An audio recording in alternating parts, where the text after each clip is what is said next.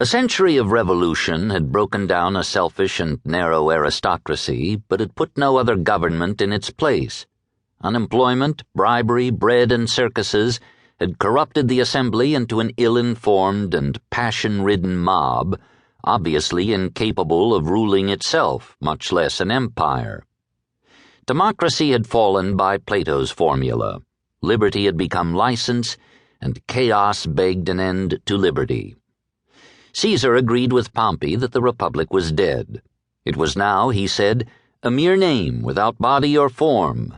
Dictatorship was unavoidable, but he had hoped to establish a leadership that would be progressive, that would not freeze the status quo, but would lessen the abuses, inequities, and destitution which had degraded democracy.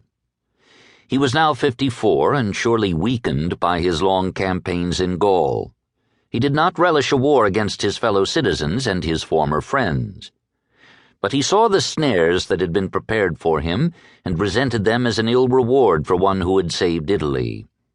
His term as governor of Gaul would end on March 1st, 49. He could not run for the consulship until the fall of that year.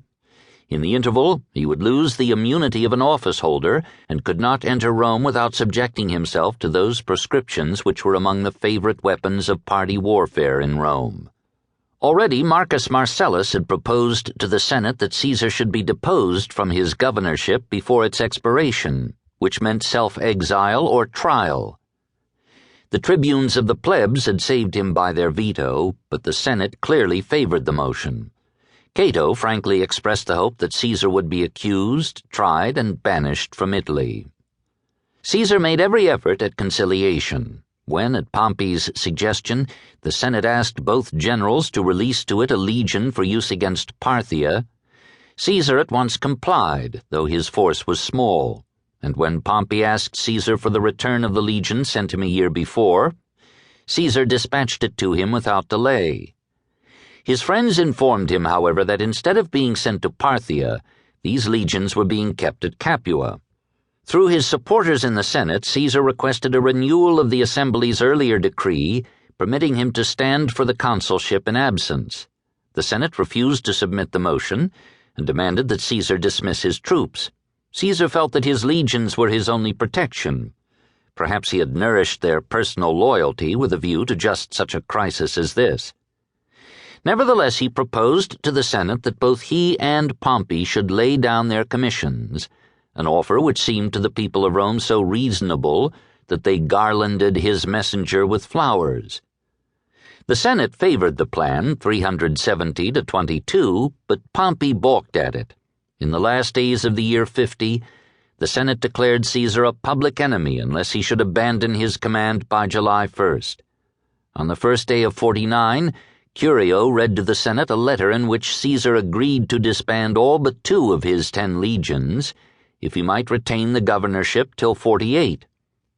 But he spoiled the offer by adding that he would look upon its rejection as a declaration of war.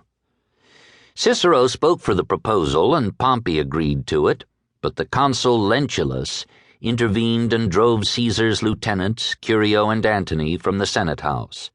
After a long debate, the reluctant Senate, persuaded by Lentulus, Cato, and Marcellus, gave Pompey orders and powers to see that no harm should come to the state, the Roman phrase for dictatorship and martial law. Caesar hesitated more than was his wont. Legally, the Senate was right. He had no authority to name the conditions under which he would resign his command.